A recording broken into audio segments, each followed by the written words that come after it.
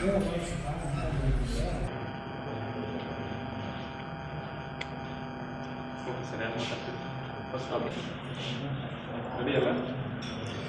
Sir. ನಮಸ್ತೆ, ಎಲ್ಲರಿಗೂ ನಮಸ್ತೆ. ಮಾಧ್ಯಮದ ಪ್ರತಿನಿಧಿಗಳಿಗೆಲ್ಲರಿಗೂ ನಮಸ್ತೆ. ಇವತ್ತು world organ donation day, August 13 ಏನಿದೆ ಅದು ವರ್ಲ್ಡ್ ಆರ್ಗನ್ ಡೊನೇಷನ್ ಡೇ ಅಂತ ಪ್ರಪಂಚಾದ್ಯಂತ ಆಚರಿಸಲಾಗುತ್ತದೆ. ಇದು ಮುಖ್ಯ ಉದ್ದೇಶ ಏನಂತಂದರೆ ಆರ್ಗನ್ ಡೊನೇಷನನ್ನು ಎಲ್ಲರಲ್ಲಿ ಅರಿವು ಮೂಡಿಸ್ತಕ್ಕಂಥದ್ದು ಅದರ ಮುಖ್ಯ ಉದ್ದೇಶ ಆಗಿರ್ತದೆ. ಭಾರತದಲ್ಲಿ ಹೇಳಬೇಕು ಅಂತಂದರೆ ಕಿಡ್ನಿ ಪ್ರತಿ ವರ್ಷ 2,20,000 ಜನಕ್ಕೆ ಡಯಾಲಿಸಿಸ್ ಅವಶ್ಯಕತೆ ಇರ್ತದೆ. ಬಟ್ ಕಿಡ್ನಿ ಟ್ರಾನ್ಸ್ಪ್ಲಾಂಟೇಷನ್ ಅಂತಕ್ಕಂಥದ್ದು ಓನ್ಲಿ ಒಂದು 13,000 to 14,000 ಅಷ್ಟೇ ಮ್ಯಾಕ್ಸಿಮಮ್ ಕಿಡ್ನಿ ಟ್ರಾನ್ಸ್ಪ್ಲಾಂಟೇಷನ್ನು ಇಂಡ್ಯಾದಲ್ಲಿ ಆಗುತ್ತೆ ಎವ್ರಿ ಇಯರು. ಸೊ ಅದರಲ್ಲಿ 85 to 90% ಏನಿದೆ ಅದು ಲೈವ್ ಡೊನೇಷನ್, ಅಂದರೆ family member, first degree family member ಕೊಡೋದ್ರಿಂದ ಕಿಡ್ನಿ ಟ್ರಾನ್ಸ್ಪ್ಲಾಂಟೇಷನ್ ಆಗುತ್ತೆ.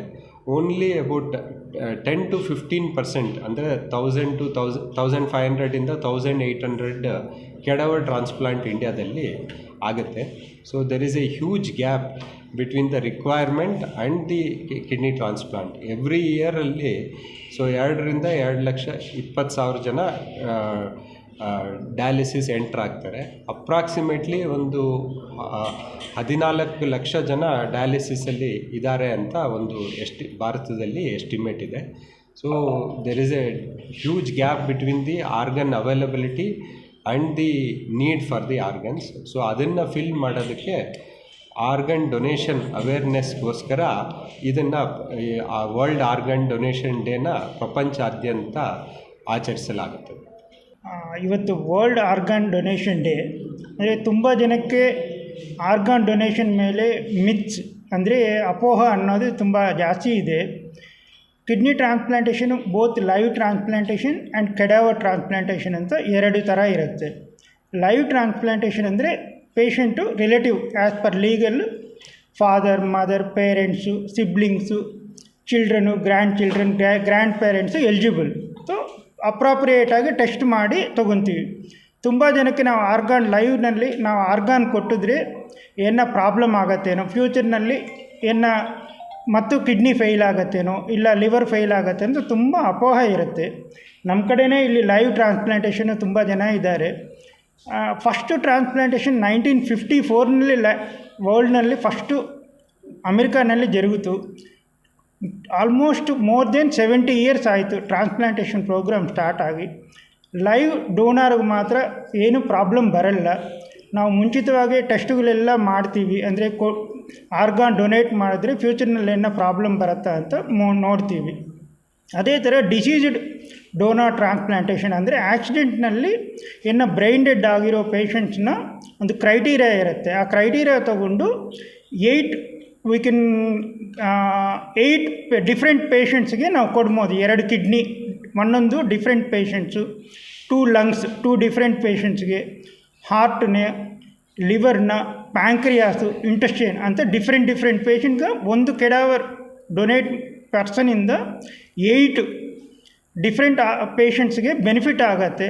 So what I appeal for everybody is organ donation ಮೇಲೆ ಯಾವ ಥರ ಅಪೋಹ ಇಟ್ಕೋಬೇಡ್ರಿ. ಲೈವ್ನಲ್ಲಿ ಡೊನೇಟ್ ಮಾಡಿದ್ರೆ ಫ್ಯೂಚರ್ನಲ್ಲಿ ಪ್ರಾಬ್ಲಮ್ ಇರಲ್ಲ. ಡಿಸೀಸ್ ಡೋನರ್ನಲ್ಲಿ ಅವರು ಡೊನೇಟ್ ಮಾಡದಿರಿದ್ರೆ just after some time patient expire ಆಗೋಗಿ ಅನ್ನೆಸರಿ ಯೂಸ್ ಇಲ್ದಿರ ಆಗತ್ತೆ. ಸೊ ಅವರು ಡೊನೇಟ್ ಮಾಡಿದ್ರೆ ಇನ್ನೊಂದು 8 ಲೈಫ್ಸ್ಗೆ ಸೇವ್ ಮಾಡ್ತಾರೆ. ಆಗದ ಕಾರಣ I request everybody to actively participate in the programme. Thank you sir. So ಏನು organ donation day, world organ donation day ಅಂತ ನಾವು ಏನು ಮಾತಾಡ್ತಾ ಇದ್ದೀವಿ, ಈಗ ನಮ್ಮ ನೆಫ್ರಾಲಜಿಸ್ಟ್ ಡಾಕ್ಟರ್ ಹರೀಶಾ ಬಾಬು ಆಗಿರ್ಬೋದು ಅಥವಾ ಮಾಧವ್ ದೇಸಾಯಿ, ಸೊ ಸೆನ್ಸಸ್ ಮುಖಾಂತರ ಹೇಳಿದ್ದಾರೆ ಎಷ್ಟು ಹ್ಯೂಜ್ ಗ್ಯಾಪ್ ಇದೆ ಅಂತ. ಸೊ ಒಂದು ಆರ್ಗನ್ ಡೊನೇಷನ್ ಪ್ಲೆಡ್ಜ್ ಅಂತ ನಾವು ತೊಗೊಂಡ್ರೆ ಅದು 7ರಿಂದ 8 ಜೀವನ ಉಳಿಸ್ಬೋದು. ಸೊ 7ರಿಂದ 8 ಹೊಸ ಜೀವನ ಸೃಷ್ಟಿ ಮಾಡ್ಬೋದು. ಸೊ ಈ ವರ್ಲ್ಡ್ ಆರ್ಗನ್ ಡೊನೇಷನ್ ದಿನ, ಸೊ ಪ್ರಾಬ್ಲಿ ಈಗ ನಾವು ಮಾತಾಡಾದ್ಮೇಲೆ ಇಫ್ ಸಂಬಡಿ ಈಸ್ ವಿಲ್ಲಿಂಗ್ ಅವ್ರ ಮುಖಾಂತರನೇ ಕೇಳ್ಬೋದು ಲೈಫ್ ಯಾವ ಥರ ಚೇಂಜ್ ಆಗುತ್ತೆ ಅಂತ. ಸೊ ನಾನು ಡಾಕ್ಟರ್ ದಿಲೀಪ್ ಆಗಿ ಸೊ ಬೇಸಿಕ್ಲಿ ಟ್ರಾನ್ಸ್ಪ್ಲಾಂಟ್ ಸರ್ಜನ್ ಆಗಿ ಸೊ ಲೈಫ್ ಹೆಂಗೆ ಚೇಂಜ್ ಆಗುತ್ತೆ ಅಂತ ನಾವು ಕಣ್ಮುಂದೆ ದಿನ ನೋಡ್ತಾ ಇರ್ತೀವಿ. ಎಸ್ಪೆಷಲಿ ಇವಾಗ ಮಾತಾಡ್ತಾ ಇರೋದು ಬರೀ ಕಿಡ್ನಿ ಟ್ರಾನ್ಸ್ಪ್ಲಾಂಟ್ ಒಂದೇ ಅಲ್ಲ, ಒಂದು ಕೆಡವರ್ ಡೆತ್ ಆಯಿತು ಅಂದರೆ ಬಾಡಿಲಿರೋವಂಥ ಸುಮಾರು ಆರ್ಗನ್ಸಿಂದ ಇನ್ನೊಂದು ಜೀವನ ಕ್ರಿಯೇಟ್ ಮಾಡ್ಬೋದು. ಸೊ ಎಷ್ಟು ಎನ್ರೋಲ್ಮೆಂಟ್ ಆಗ್ತೀವೋ ಅಷ್ಟು ಹೊಸ ಜೀವನನ ಇನ್ನೊಬ್ರಿಗೆ ಕೊಡೋ ಥರ ಆಗುತ್ತೆ. ಸೊ ಡಿಸ್ಕಸ್ ಮಾಡಿ ಮನೇಲಿ. Organ pledge is a important thing. ಇವತ್ತೊಂದು ದಿನ ಈ ಅವೇರ್ನೆಸ್ ನಾವು ಮೂಡಿಸಿದ್ರೆ ತೊಂದರೆಯಲ್ಲಿರೋವಂಥವ್ರಿಗೆ ಅಥವಾ ಏನೂ ಆಸೆ ಇಲ್ಲ ನಾಳೆ ಹೆಂಗೆ ಅಂತ ಯೋಚನೆ ಮಾಡ್ತಾ ಇರೋರಿಗೆ ಒಂದು ಹೊಸ ಜೀವನ ಕೊಟ್ಟಂಗೆ ಆಗತ್ತೆ. ಸೊ ನಾವು ಎಷ್ಟು ಚೆನ್ನಾಗಿ ಅವೇರ್ನೆಸ್ ಮೂಡಿಸ್ತೀವೋ ಅಷ್ಟು ಪ್ಲೆಡ್ಜ್ ಮಾಡೋಕ್ಕೆ ಜನ ಮುಂದೆ ಬರ್ತಾರೆ. Thank you. ಆರ್ಗನ್ ಡೊನೇಷನ್ನಲ್ಲಿ legally 1994 transplantation of human organs act ಅಂತ ಒಂದಿದೆ. ಅದರ ಪ್ರಕಾರ ದ ಫಸ್ಟ್ ಡಿಗ್ರಿ ರಿಲೇಟಿವ್ಸ್ ಅಂದರೆ mother, father, own brother, sister, husband, wife, children, ಅದರ ಅಮೆಂಡ್ಮೆಂಟ್ ಪ್ರಕಾರ ಗ್ರ್ಯಾಂಡ್ ಪೇರೆಂಟ್ಸ್ ಅನ್ನು ಅಲೋ ಮಾಡಿದ್ದಾರೆ. ಇವರು ಫಸ್ಟ್ ಡಿಗ್ರಿ ರಿಲೇಟಿವ್ಸ್. ಈ ಇದರಲ್ಲಿ ಬ್ಲಡ್ ಗ್ರೂಪ್ ಕಂಪ್ಯಾಟಬಲ್ ಯಾರಾದರೂ ಡೊನೇಷನ್ ಮಾಡ್ತಾ ಇದ್ದರೆ ಹಾಸ್ಪಿಟಲ್ ಬೇಸ್ಡ್ ಕಮಿಟಿನಲ್ಲಿ ವೆರಿಫಿಕೇಷನ್ ಮಾಡಿ ಪರ್ಮಿಷನ್ ತೊಗೊಂಡು ಟ್ರಾನ್ಸ್ಪ್ಲಾಂಟೇಷನ್ ಮಾಡಬಹುದು. ಅಕಸ್ಮಾತ್ ಇದು ಬಿಟ್ಟು second degree relative, first degree relative ಬಿಟ್ಟು ಇವರಲ್ಲಿ ಯಾರು ಸಂಬಂಧ ಬಿಟ್ಟು ನೆಕ್ಸ್ಟ್ ಯಾರು ಇರ್ತಾರಲ್ಲ ಅವರೆಲ್ಲ ಸೆಕೆಂಡ್ ಡಿಗ್ರಿ ರಿಲೇಟಿವ್ಸ್ ಆಗ್ತಾರೆ. ಸೆಕೆಂಡ್ ಡಿಗ್ರಿ ರಿಲೇಟಿವ್ಸಲ್ಲಿ ಯಾರಾದರೂ ಆರ್ಗನ್ ಡೊನೇಷನ್ ಮಾಡಬೇಕು ಅಂತ ಇದ್ದರೆ ಅದಕ್ಕೆ ಸ್ಟೇಟ್ ಲೆವೆಲ್ ಆಥರೈಸೇಷನ್ ಕಮಿಟಿ ಅಂತಿದೆ. ಅಲ್ಲಿಗೆ ಹೋಗಿ ಸ್ಟೇಟ್ ಲೆವೆಲ್ ಆಥರೈಸೇಷನ್ ಕಮಿಟಿ ಮುಂದೆ ಅಪಿಯರ್ ಆಗಿ ಪರ್ಮಿಷನ್ ತಗೊಂಡ ಮೇಲೆ ಅದನ್ನು ಟ್ರಾನ್ಸ್ಪ್ಲಾಂಟೇಷನ್ ಮಾಡಬಹುದು. ಸೆಕೆಂಡ್ ಡಿಗ್ರಿ ರಿಲೇಟಿವ್ಸ್ಗೆ without state level authorisation committee permission transplantation ಸಾಧ್ಯ ಇರೋದಿಲ್ಲ.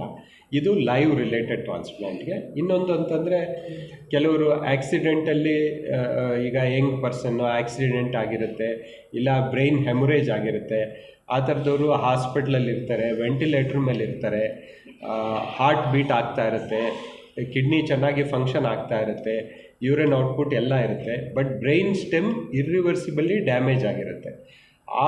ಆ ಸ್ಥಿತಿಯಲ್ಲಿ ಇಬ್ಬರು ನ್ಯೂರಾಲಜಿಸ್ಟ್ ಆ್ಯಂಡ್ ಇಬ್ಬರು ನ್ಯೂರೋಸರ್ಜನ್ಸು ಬ್ರೈನ್ ಸ್ಟೆಮ್ ಸರ್ಟಿಫಿಕೇಷನನ್ನು ಇಂಡಿಪೆಂಡೆಂಟಾಗಿ ಸರ್ಟಿಫಿಕೇಷನ್ ಮಾಡಿದಾಗ ಆ ಫ್ಯಾಮಿಲಿಯವರು ವಿಲ್ಲಿಂಗ್ ಇದ್ದರೆ ಆರ್ಗನ್ ಡೊನೇಷನ್ಗೆ ಮುಂದೆ ಬಂದರೆ ಅದನ್ನು ಒಂದು ಆರ್ಗನನ್ನು, ಒಂದು ಕಿಡ್ನಿನ ಯೂಶಲಿ ನಮ್ಮ ಹಾಸ್ಪಿಟ್ಲ್ ವೆಯ್ಟಿಂಗ್ ಲಿಸ್ಟ್ ಪ್ರಕಾರ ಒಂದು ಕಿಡ್ನಿ ನಮಗೆ ಬರುತ್ತೆ, ಇನ್ನೊಂದು ಕಿಡ್ನಿ ಜನರಲ್ ಪೂಲ್ಗೆ ಅಲಾಟ್ಮೆಂಟ್ ಆಗುತ್ತೆ.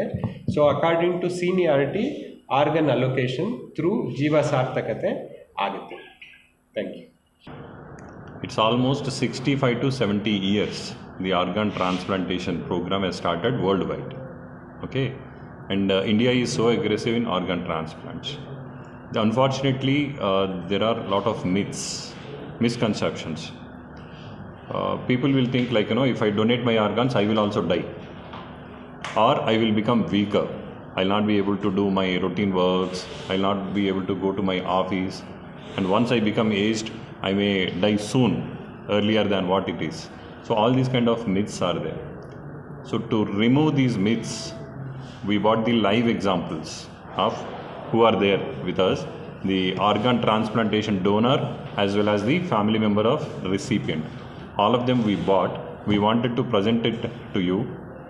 And through my media friends, I wanted this message to go to the common public and communities. There is no harm in doing the organ transplant. Donating your organs, as my doctor said, there are two ways to do it. One is live organ transplantation. The family member can give the organ to the other member who is suffering. And there is another method is cadaver. If somebody unfortunately is not going to be live anymore, and if he is fit to donate the organs, every family should come forward and give it. There are interesting statistics. If next 1 year whoever is eligible, going to be death person, gives the organs as a donation, there is no need for dialysis at all.